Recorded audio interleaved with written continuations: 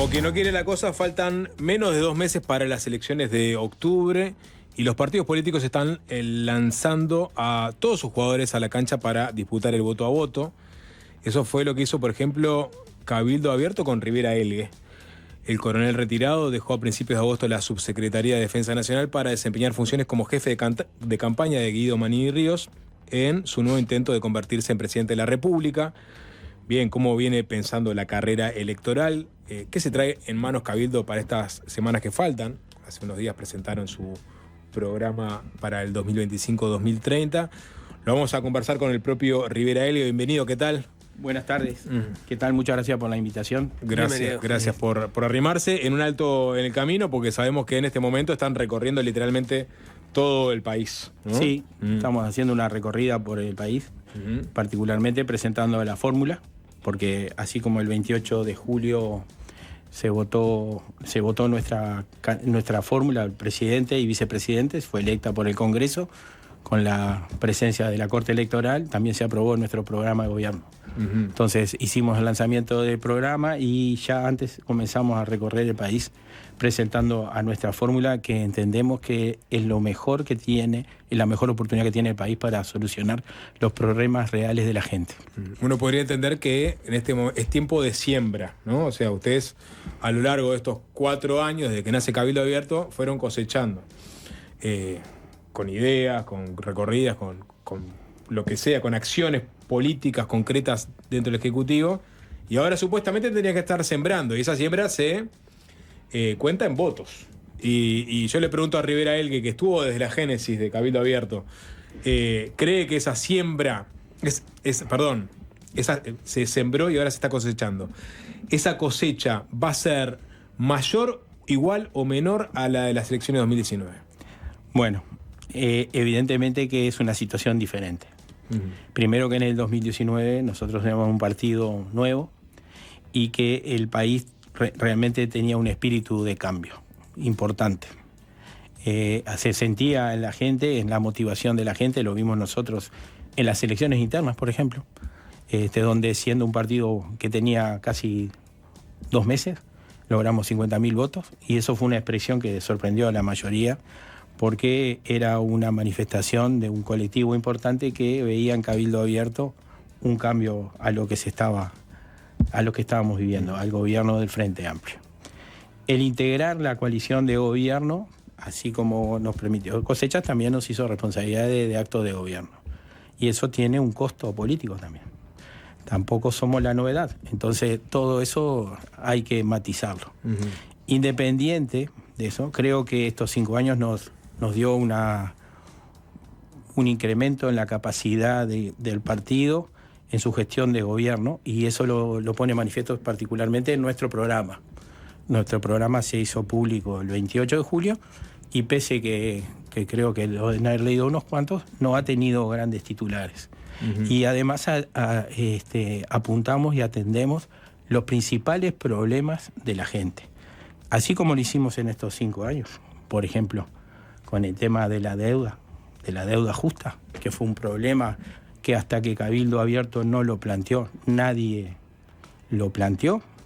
Hoy planteamos 2 emergencias, una en seguridad y otra en adicciones, que entendemos que son los principales problemas que tiene nuestro país. Ahí lo vamos a meter ahora en esos temas, pero la pregunta concreta, o sea, en 2019 obtienen 50.000 votos en la interna, alguna cosa así. Sí. Ahora obtuvieron 17.000. 17.000, o sea, hubo una merma, ¿no? Es decir, que esa cosecha hasta ahora viene siendo menos rendidora que la de 2019. Como en todos los partidos de la coalición, ¿no? O sea, una merma en todos los partidos de la coalición. Y aumentó el voto de la oposición. Pero la pregunta es, ¿usted le adjudica esa merma a que ya no es una novedad Cabildo o el haber integrado la coalición? Las dos cosas. Las dos cosas. ¿En igual proporción? Evidentemente que no puedo poner proporciones, no tengo ese detalle de ajuste en esa precisión. Pero sí creo que los dos temas sí afectan a nuestra presencia electoral en las internas. Pero esto que viene diciendo y este análisis que pone arriba de la mesa y el hecho de que se haya perdido el factor novedad, ¿quiere decir que las expectativas de Cabildo están en votar menos de lo que votó en la elección anterior? No, las expectativas de Cabildo es, primero que nada, hacer conocer a nuestra fórmula, que se vea que no es una fórmula impuesta, sino que es una fórmula realmente que se complementa y que no precisan ningún coacheo para presentar lo que busca el partido. Eso primer punto, para interpretar el programa de gobierno. Y segundo punto, tenemos un programa de gobierno mucho más completo, preciso y que da certezas al país. Sobre todo respaldado por estos 5 años de actuación. No creo que a nadie en el país le quepan dudas que Cabildo Abierto, cuando tiene que hacer sentir su parecer, lo hizo. Claro. Sin medir costo político. Mi pregunta apunta a eso. Si uno compara con la elección anterior, uno tiene, el Frente Amplio, que fue obviamente muy crítico del gobierno, creció. Después, el Partido Nacional, en este momento las encuestas le dan un poquito por debajo de lo que votó en la elección anterior, pero los sectores más fuertes dentro del Partido Nacional son los sectores que se pelean por ser más oficialistas. La 404, que es la lista del presidente, y el espacio Alianza País, la 40, de Javier García, que también ha sido muy oficialista. Las oposiciones internas del Partido Nacional desaparecieron como tales. El Partido Colorado es el socio fiel, digamos, o sea, definido como el socio fiel del gobierno, está casi que en los niveles, o está cercano a los niveles que votó en la elección pasada. El socio discordante, que se ha mostrado como tercera vía, no logró ni capitalizar la disidencia como lo logró la oposición, y tampoco el oficialismo como lo lograron hacer o como lo viene haciendo el Partido Nacional y el Partido Colorado. Bien. ¿Qué lectura hace de eso? Y yo creo que nosotros apuntamos a que hay situaciones que no hemos solucionado, hay temas que no hemos solucionado y que Cabildo Abierto no se le ha dado la oportunidad en este gobierno. Nosotros no tenemos dudas que estamos dentro de la coalición republicana, pero por ejemplo en el tema de seguridad nosotros no tuvimos ninguna participación. Y creo que el tema de seguridad, ustedes lo manejan siempre, es la principal preocupación de los uruguayos. Entonces, ¿por qué no tener una buena representación Cabildo Abierto para que nuestras propuestas de seguridad puedan ser llevadas a cabo? Pero si no se las llevaron en este periodo de gobierno, ¿por qué la gente va a pensar que en una futura coalición se la van a llevar? Pero porque por un tema bien sencillo. ¿A vos te parece que está bien, que la gente está pasando bien con el tema de seguridad? ¿Te parece, no, una cosa es lo que la opinión pública, otra cosa es ¿Te parece que está bien que todos los días haya un muerto o más de un muerto? ¿Te parece que está bien que los padres estén preocupados de noche esperando que los hijos lleguen o tenga que ir a la parada del ómnibus a esperarlo? No, a nadie le parece. Eso pasaba hace 5 años. Y es cierto. Y nosotros y a Cabildo Abierto no le llevaron las propuestas. No nos llevaron. Y bueno, entonces, quiere decir, mejoramos un poco, porque el Frente Amplio fue un desastre. Los mismos que hoy se oponen a los allanamientos nocturnos, hace 5 años lo pedían. Pero hoy nos dicen como que son los nuevos, que tienen la solución. Y nosotros lo que decimos es, el Frente Amplio fracasó. Este gobierno hizo cambios, pero no los suficientes, y continuó muchas de las líneas del Frente Amplio. Y nosotros entendemos que hay que cambiarlas. En seguridad hay que cambiarlas. Le reformulo la pregunta, entonces. Y tenemos un liderazgo político dispuesto a cambiarlo y un equipo técnico capacitado para llevarlos a cabo. Cabildo Abierto. Suponemos que va a haber un nuevo compromiso por el país. Va a hacer ciertas propuestas vinculadas a seguridad. Si esas propuestas no están incluidas en el compromiso, ¿ustedes son coalición o no? Nosotros siempre hemos dicho que no rompemos puentes y no vamos a poner condiciones. Vamos a hacer nuestras propuestas. Manini le llevó propuestas a Larrañaga, le llevó propuestas a Heber y le llevó propuestas a Martinelli. Participamos en el diálogo por la seguridad que condujo Sanjurjo. Siempre llevamos propuestas. En algunas de las propuestas que nos presentó el gobierno estábamos de acuerdo, en otras no. Nosotros no creemos que un Ministerio de Justicia solucione los temas de las cárceles. Al contrario, vamos a crear una gran burocracia y los presos van a seguir igual, sin trabajar, dedicados al ocio, con problemas de salud mental, con problemas de adicciones y en una escuela del delito. Porque el ministro de Justicia no va a cambiar nada la vida real de los presos. Entonces, lo que nosotros queremos es un Instituto Nacional de Rehabilitación que tenga una parte de seguridad con un escalafón penitenciario, similar al que tiene Argentina, ¿sí? Argentina en esos sentidos nos puede dar muchos buenos ejemplos. Un escalafón específico penitenciario que se dedique a la seguridad, a la protección y a la inteligencia carcelaria. Porque en un Ministerio de Justicia, ¿quién va a controlar las bandas narcos que mandan dentro de las cárceles? ¿Los operadores penitenciarios que van a hacer rehabilitación? ¿Los talleristas? ¿Pero quién los está controlando hoy? Bueno, hoy lo debería controlar el Ministerio del Interior. Pero está fallando. Está fallando. Bueno, y nosotros, vuelvo al origen. Las propuestas de Cabildo no las llevaron. Nosotros proponemos cambios concretos en el tema de las cárceles, de los presos. No solo que trabajen, sino cómo deben ser tratados, cómo debe ser el personal penitenciario. No debe ser un policía que pasa de la comisaría a la cárcel. No. Tiene que ser personal capacitado y que tenga la posibilidad, y que deba rotar, porque el personal penitenciario también sufre la cárcel y tiene que tener un tiempo de fuera de ese ámbito y tiene que capacitarse y tiene que capacitar, porque el personal penitenciario tiene una alta rotación, porque es una situación estresante y deben ser considerados en eso. Entonces, todos estos temas que le estoy diciendo es parte de nuestra propuesta de seguridad y que es mucho mejor que la del Frente Amplio y que es diferente a la que propone la coalición. Es mejor, dirá. Bueno, yo digo que tiene, pero aparte está desarrollado por técnicos especialistas. ¿El INR en la propuesta de Cabildo de quién dependería? Del Ministerio del Interior. Seguiría dependiendo. Ahí no hay un mayor cambio en realidad. No. Porque ustedes proponen que la policía siga al frente de las cárceles. Hay dos ámbitos. Un ámbito penitenciario con un escalafón específico penitenciario, un ámbito de rehabilitación, ahí con los distintos ámbitos de rehabilitación. Pero eso no es lo que ocurre un poco hoy con los no, técnicos hoy por ejemplo, los mandos policiales no son especializados en la parte de penitenciaría. Son mandos, por ejemplo, Mendoza fue coracero, o sea, fue jefe de policía de Paysandú. O sea, lo que tratamos es de tener un escalafón específico, especializado en el manejo de la penitenciaría, de las cárceles. Bien, a Cabildo Abierto acompaña el plebiscito por los allanamientos nocturnos. Acompañamos con condiciones. Con condiciones, por ejemplo, las herramientas necesarias para que la policía pueda actuar. Lo que nosotros planteamos es que un juez, el juez esté presente en el allanamiento, porque es el que da la orden de allanamiento. ¿Fiscal o juez? No, solo juez. Juez, porque el fiscal es el que la pide, el que la firma es el juez. Bien. La constitución de equipos especializados para esos allanamientos y el equipamiento específico para eso. No solo son visores nocturnos. Yo escuché a algunos ahí que hablan de linternas. Si usás visores nocturnos y usás linternas, te encandilás vos mismo. O sea, es mucho más. Y además el allanamiento nocturno es un operativo especial, específico y complejo. Hay una tarea de inteligencia previa para determinar si ese es el objetivo, porque yo no sé los que hablan de los allanamientos nocturnos si han ido al Marconi, si vos sabés, encontrás el número de puerta en el Marconi.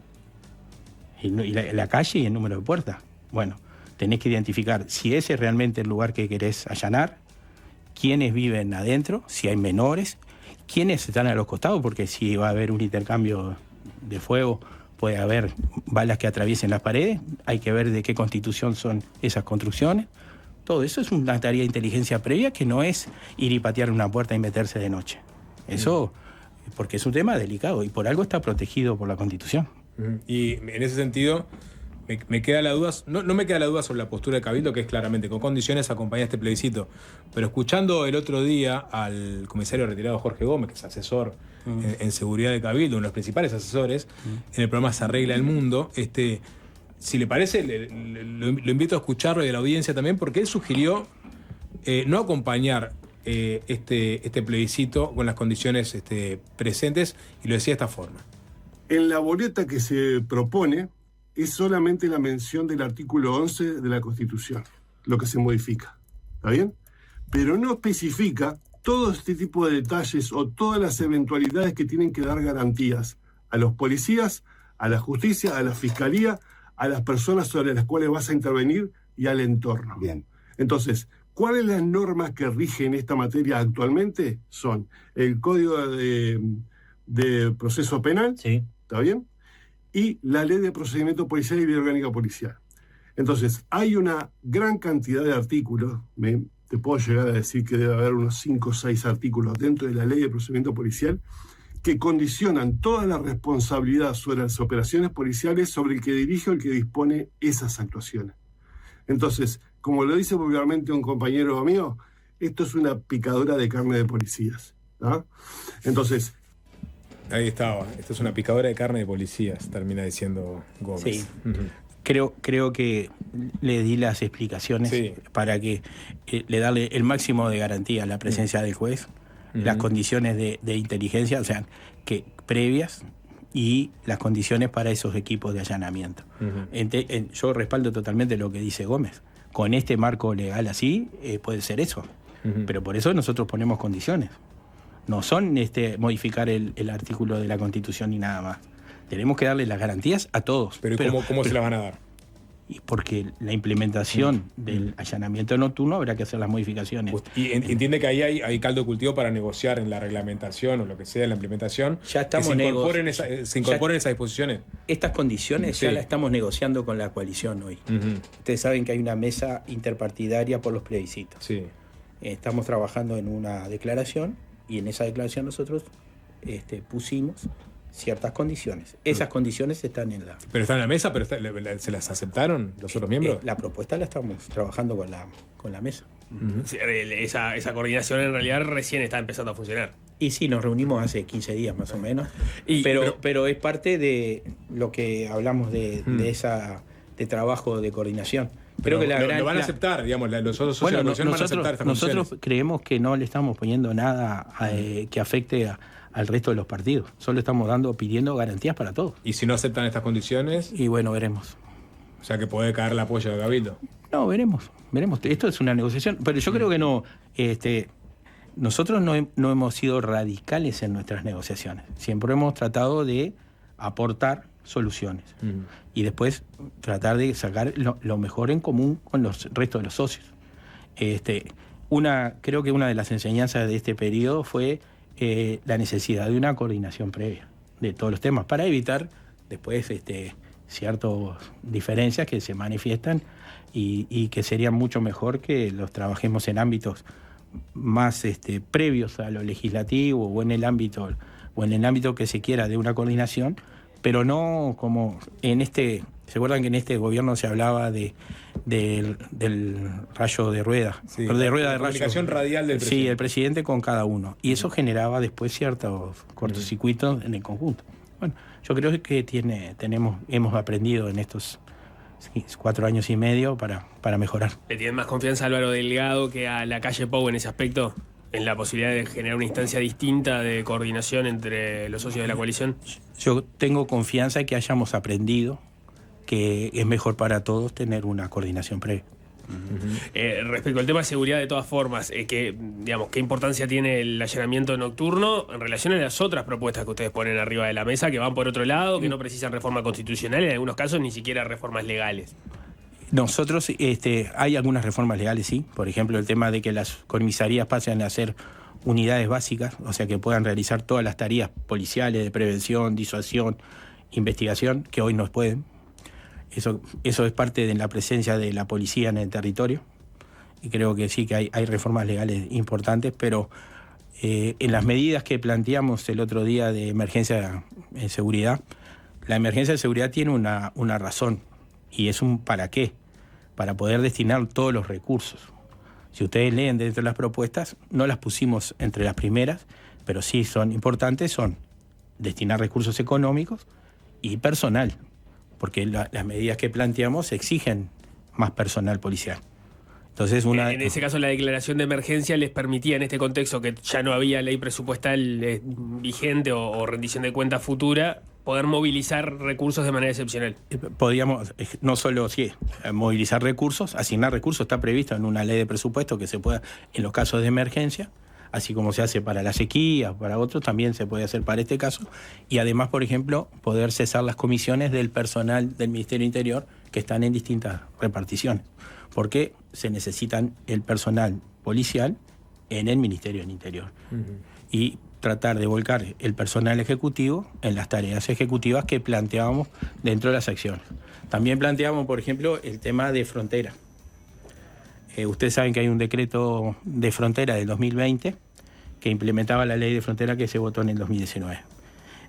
Ese decreto lo redactamos en febrero con la Fiscalía y se emitió al principio de marzo del 2020, previo a la pandemia.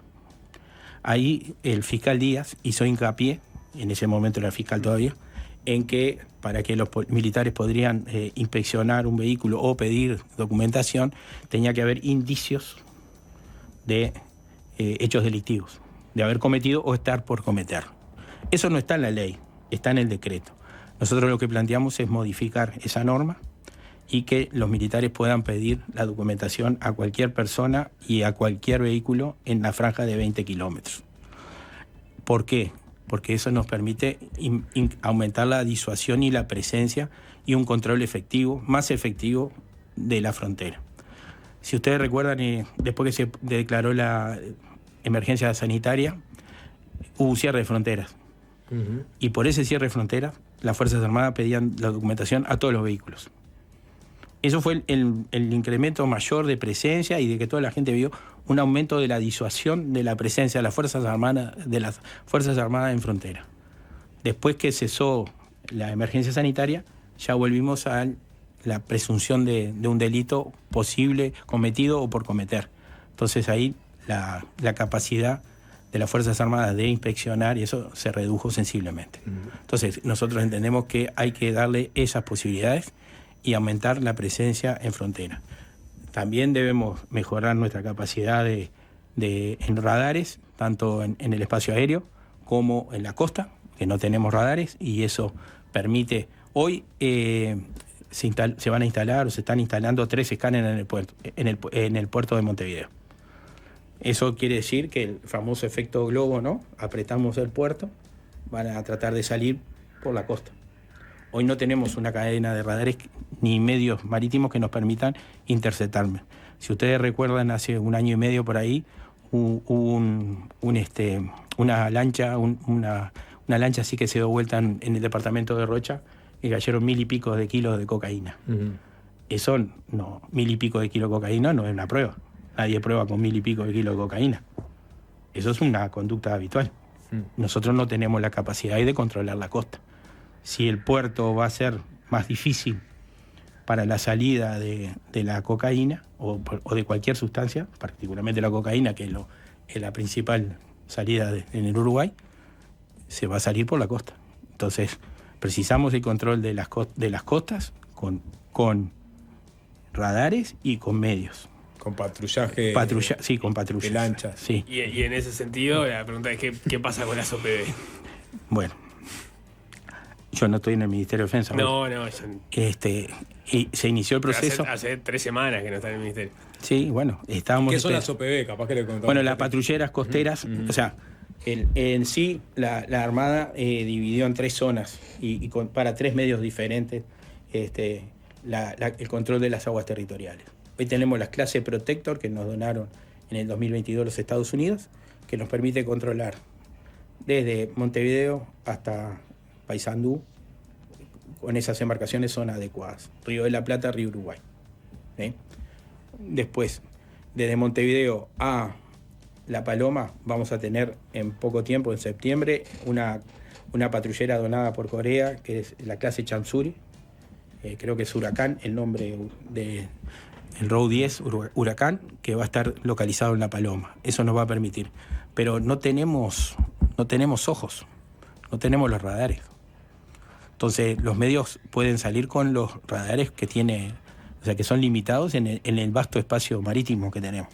Y las patrulleras oceánicas estaban destinadas para controlar la otra franja, que sería hasta las 200 millas de nuestro mar territorial o a las 350 de nuestra plataforma continental, que eso es lo que establece la Convención del Mar. 200 millas y 350 de plataforma. Y esa compra, hago la historia porque aquí en el programa no se ha hablado tanto, ha sido un dolor de cabeza para el gobierno, ¿no? O sea, ya no se habían podido comprar en los periodos anteriores, es una idea que viene de 2014, pero cuando este gobierno llegó con esa determinación y se han dado una serie de circunstancias por las cuales todavía no hay certeza de que esos barcos vayan a llegar en algún momento. Empezamos con un llamado, 2 llamados en realidad, pero en el cual estaba posicionado embarcaciones chinas. Hubo un episodio en la Comisión de Defensa por la cual se le hizo saber al presidente de la Comisión de Defensa en ese momento por parte de Estados Unidos que era inconveniente que terminaran las embarcaciones chinas en la Armada uruguaya. Se dejó de lado ese camino, se empezó otro proceso competitivo y al final se terminó decidiendo de manera directa un astillero que gente del entorno de la Armada señala que no tiene experiencia para construir ese tipo de patrulleros. Estamos hablando de un negocio de entre 80 y 100 millones de dólares. No tengo claro ahora cuál es el monto exacto. Y se está a la espera de que esos patrulleros hagan llegar los avales de garantía con los cuales poder empezar a la construcción y Uruguay empieza a pagar efectivamente ese barco. Eso, ¿en qué está y cuál es la idea sobre eso? Referente al primer proceso, sí. El primer proceso no me consta que haya sido por la llamada, sino porque los montos excedían la capacidad que tenía el Estado para poder comprarlo. Eso es lo que yo tengo, porque eso de esa llamada no me consta a mí. Sí me consta que excedían los montos que se habían asignado. Después, en el segundo no hubo un llamado competitivo, se buscaron distintas ofertas y se eligió esta. Como que toda, era la más barata. Era la más barata, ¿sí? Y como era la más barata, se tomaron ciertas garantías que están en el contrato, ¿sí? O sea, a veces uno dice, voy a comprar lo más barato, pero si me tengo una garantía importante, me resguardo de que lo más barato no me salga lo más caro. Entonces, bueno, esas garantías todavía no se han presentado. Y bueno, y fue parte de nuestro aprendizaje, porque compra de material militar nuevo, aunque las OPV sean un paso intermedio entre material militar o no es un material civil tampoco, pero es comprar algo nuevo lleva un proceso muy importante. Contratamos un estudio para realizar el contrato, no lo hizo el personal del Ministerio de Defensa. Bueno, entonces todo eso, y bueno, y las garantías, y si no se presentarán, tendremos que volver a un nuevo proceso, a un nuevo llamado. Pero yo eso no lo puedo decir porque no estoy hoy en el Ministerio y no estoy al tanto. ¿Qué dicen las personas que presentaron la oferta a propósito de eso? No sé. Yo desde que comenzamos a trabajar con el estudio que maneja el contrato, esa es un trabajo trilateral. El director de Secretaría con la parte financiera del Ministerio, el estudio que maneja y el astillero. Porque la oferta le llegó directamente a usted o a García. No, a mí no me llegó ninguna oferta. Llegó directo al ministro. A mí cuando me pusieron, el ministro me puso en conocimiento que estaba esa oferta y había otras. También cotejamos otras. Por eso esta era la más barata. La más claro, que cumplía las condiciones que pedía la Armada y era la más barata. Ahí, digamos, lo cuento porque el interés, la discusión estaba en que el astillero no tenía experiencia, que las características del barco no eran las adecuadas y eso explicaba también parte que el precio, ¿no? Las características del barco eran las que pedía la Armada. Tenía que tener hangar para helicóptero, tenía que tener ciertas condiciones, llevaba bote para poder hacer. Las condiciones las puso la Armada. Pero veníamos a hablar de la campaña. No, está perfecto. Me voy en el tema técnico. Está bien.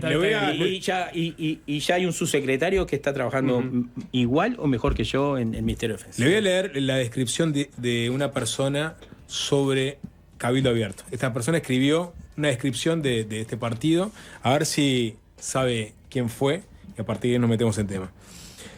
Describía a esta persona: a Cabildo Abierto lo integran ciudadanos identificados con la familia militar, otros independientes y un grupo de una fuerte vinculación con la lista 711 del ex vicepresidente Sendik, el peronismo y la patria grande latinoamericana. También esa persona dijo que la propuesta de Cabildo Abierto contenida en la ley aprobada el miércoles, está hablando de la ley que regulaba los suelos de prioridad forestal, va en la línea de las políticas populistas y de desarrollismo mágico que tanto daño hicieron a la economía de varios países sudamericanos, y agregaba que Cabildo Abierto tenía ideas ocultas en la campaña electoral que afloraron ahora en proyectos de ley como este. Y siguió, y capaz que le leo después, pero ¿se identificó quién es? Pedro Bordaberry. Pedro Bordaberry, exactamente, que acaba de volver a la política y de quien se dice puede llegar a quitarle votos a Cabildo Abierto. Pero primero sobre esta descripción que hacía Bordaberry en 2021, ¿hay algo de cierta?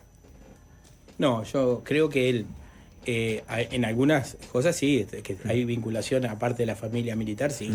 Después, vinculado a la 711, si lo dice por Marcos Metol, Marcos Metol tiene una trayectoria mucho más importante que la 711, y creo que durante este periodo de gobierno y su periodo legislativo en particular ha demostrado sus posiciones.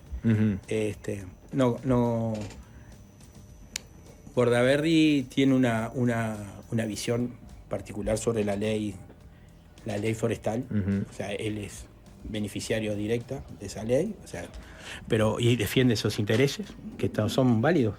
Está bien que los defienda, pero sería bueno identificar que defiende esos intereses. Pero nosotros cuando planteamos la ley forestal, después fue la guerra de Ucrania, ¿verdad? Y uno de los principales problemas fue la capacidad de los países para generar alimentación. O sea, nosotros cuando planteamos que nosotros no estamos en contra de la forestación, ni de UPM. Nosotros estamos en contra de que las mejores tierras sean destinadas para la forestación, por un tema de costos, porque las plantas tratan de tener sus plantaciones de eucaliptus lo más cerca posible. Entonces tenemos unas plantas en el Fray Bentos, otras en la zona de Colonia, y ahora están. Y a veces la tentación es destinar esas tierras cercanas, o por ejemplo las de Soriano, Colonia y Río Negro, que son de las más fértiles del país, en la producción agrícola, para destinarla a eucalipto. Y todos sabemos el efecto que tiene el eucalipto en la tierra. No hay que ser de la 711 para saber el impacto negativo en el ambiente y el monocultivo, lo que genera. Entonces, seamos honestos, el país precisa producir alimentos. Y el espíritu de la ley de forestación inicial era, en aquellos campos que no tenían, o sea, que eran de prioridad forestal, que se decía, bueno, ahí que plantaran y recibían un subsidio.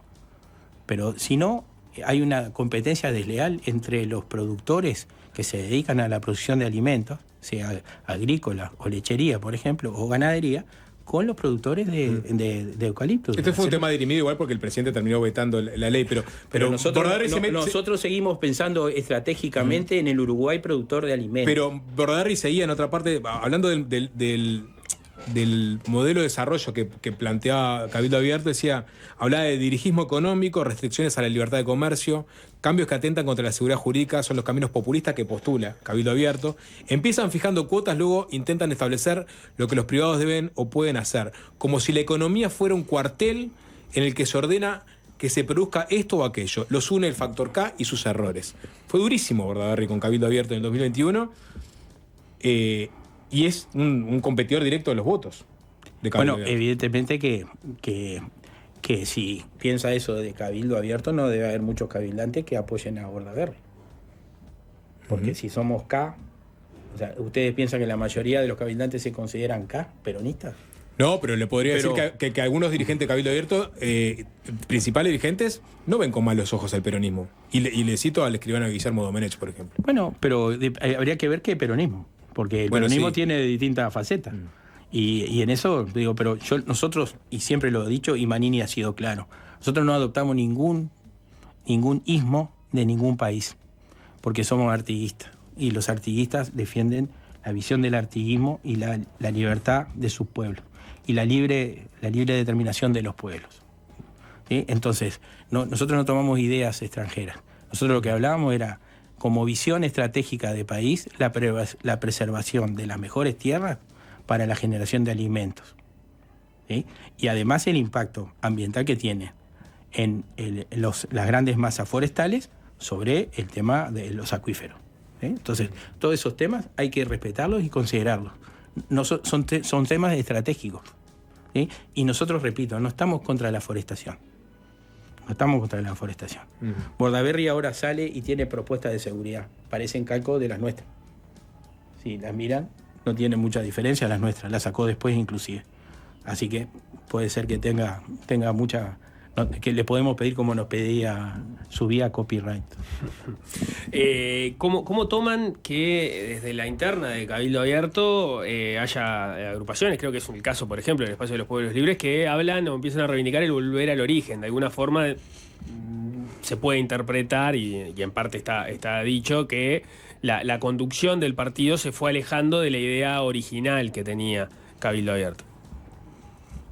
No sé cuáles son las ideas. O sea, yo soy de los fundadores del partido y lo he integrado y tratado de interpretar lo que hacer.